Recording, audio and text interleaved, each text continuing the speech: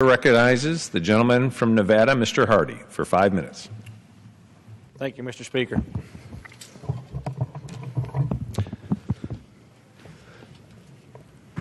Mr. Speaker, last Friday, the President signed away more than 700,000 acres of Lincoln and Nye counties as a basin and range monument in my district, locking up these lands for economic development and the region depends on.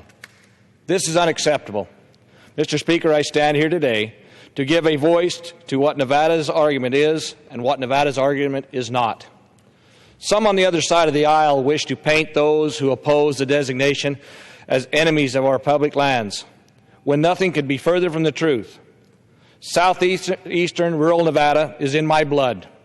As a fifth-generation son of farmer and ranchers from Mesquite, Nevada, I'm directly descended from the same mountain men and the settlers whose bravery and resolve blazed the trail of the founding of our great state, and who are mentioned in the President's proclamation.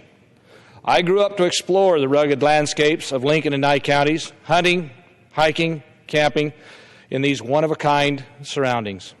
I love Nevada as much as the next Nevadan, and we refuse to be lectured by those who feel that we are first among equals in matters that concern our future.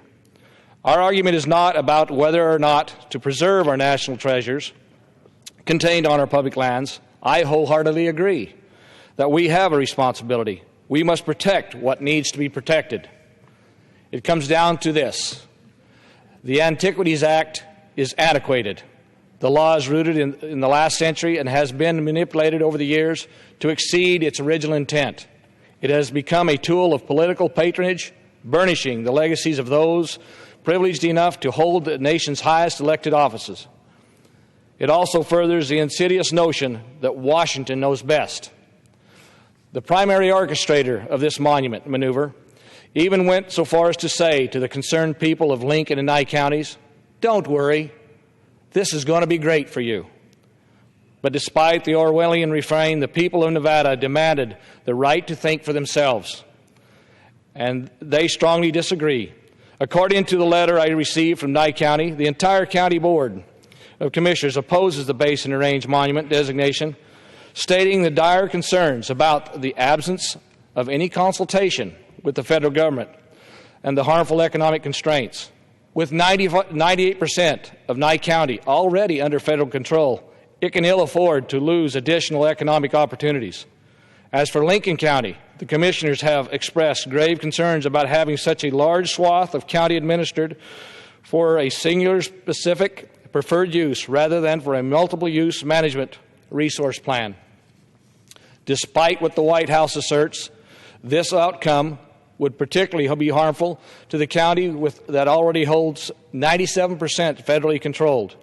Mr. Speaker, at the end of the day, there is no doubt in my mind the Antiquities Act is a holdover of a bygone era.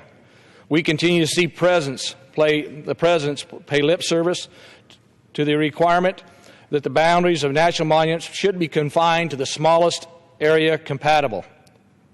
700,000 acres? Really?